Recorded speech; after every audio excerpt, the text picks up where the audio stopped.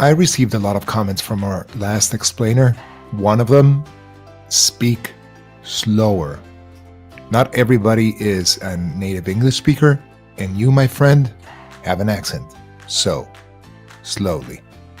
More importantly, I got some feedback in terms of innovation.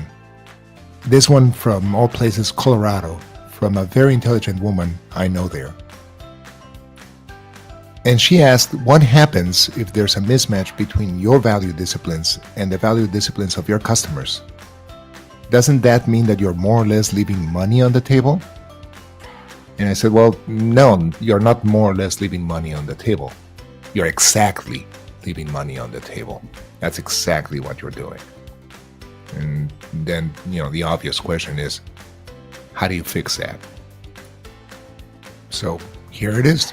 My explanation how not to leave money on the table, how to marry your value disciplines with what your customers need and want, or to put it another way, how to not leave money on the table by using a disciplined approach to planning your innovation strategy such that you offer the right kind of value to the right kind of market.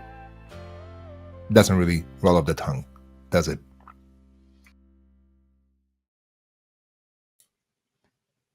To begin answering that question, let's talk about posture first. No, not that kind of posture, although that's important too. Let's talk about posture in the sense that generals talk about strategic posture. In our case, not warfare, but innovation posture. So innovation, something new of value. Posture, the set of strategies, attitudes, and policies that describe how a company's approach to business practices evolve over time. I think it is hugely important to emphasize that in terms of an innovation posture, you will have one and your customers will have one. And if there's a match, great. And if there's a mismatch, you will be leaving money on the table. So let's talk about those postures or innovation strategies. There's the proactive people, the ones that are willing to take risks, the ones that are willing to put in a lot of work to make something new work. Then there's the active people, the ones that are willing to take risks, not as many, put in effort, not as much, but they want to be in with the new. Then there's the reactive people, the ones that want the whole package, just perfect, something that is well known, true, and trusted. And then there's the passive ones, the ones that have to be dragged kicking and screaming into adopting something new, by which time it is no longer new. This is not to knock your very innovative solution or your offering, but if your customer is dying of thirst and you offer them a sumptuous meal, that is not what they need. This is not to knock the quality of the meal. It's just they really wanted a drink of water. At the risk of belaboring the point, allow me one more example. If your solution is a great, big, proactive, super powerful drill, and all your customer wants is a small hole drilled into their reactive approach to business, you are not going to make the sale. So what are the chances, do you think, that your innovation posture and their innovation posture will be magically aligned with each other? Very small, I would imagine. That means you need to plan ahead and, Mind the gap.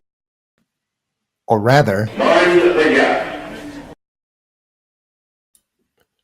so how do you measure that gap? How do you plan for it?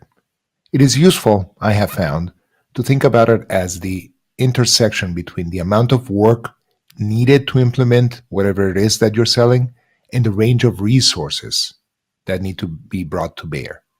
So an operationally excellent solution will require little work and not many resources. That's almost the very definition of operational excellence, isn't it? Then there's customer intimacy. Obviously, more work, more resources, not that many. And finally, you have something that relies heavily on product leadership, which will require quite a bit of work and a great many resources. Here's where it gets interesting and challenging for all of us. This graph, admittedly not the most precise graph in the world, comes to emphasize what I think is a very common sense point that nevertheless gets overlooked, that there will be more passive prospects, more passive companies than reactive ones, active ones, or proactive ones in terms of innovation. At the intersection between amount of work and range of resources, you will find complexity. In simple words, how difficult is this sale going to be? Think about amount of work in the simplest terms. How many hours will the client organization have to invest to get this done? Range of resources, on the other hand, is a very different animal. We're talking about how many different departments are going to be involved. So if you have 5 people from one department, each spending 10 hours on the project, that's one thing. That's one resource, one range of resources. But if you have those 5 people spread across 3 different departments, the amount of complexity involved in getting this approved and implemented will go up exponentially. And then ask yourself this question: how proactive is my customer? The more proactive they are, the more complexity they will be willing to tolerate. Now take the number of companies in each innovation posture. A great big number are going to be passive, far fewer are going to be proactive. If we overlay their relative tolerance for complexity, we get an interesting insight. That part in black, the part where innovation posture and tolerance for complexity meet, that's what you aim for. Conveniently, AIM stands for Addressable Innovation Market, and that is where you can make your money. It should go without saying that the space above the black area we sketched is where good innovation ideas go to die. So how would this work in practice? Let's say that you have a prospect with a clear and well-defined need, and you, my friend, lucky you, have the thing that fits perfectly into that need. Problem is, your solution is proactive, and their innovation posture is more like active, maybe a little reactive. In this case, you, my friend, have just encountered the gap between your leading discipline, let's say product leadership, and their innovation posture, which is, as we said, maybe reactive. The way you bridge that gap is by bringing into play your complementary value disciplines. What we see frequently in the innovation world is that the leading discipline will be very well developed and the complementary disciplines will be atrophied, will be way too small and not brought into play often enough. So what you get is a terribly unbalanced picture. Unsurprisingly, that is not conducive to sales. But instead of rebalancing the picture, we keep adding more of the leading value discipline. Let's say more product leadership and more and more. How does that make sense? A balanced innovation posture proposes just that if we are going to address innovation strategically, all 3 of our value disciplines must be in some sort of equilibrium to enable us to address the widest possible market. For example, and this is only an example, let's say that you have a product that is overly reliant on product leadership, and you have managed to sell it to a couple of hardy, brave souls, and you're finding trouble addressing a larger market. Because that larger market is interested in something new of value, and that value is expressed not only in shiny new objects, but also in an understanding of what their business needs are.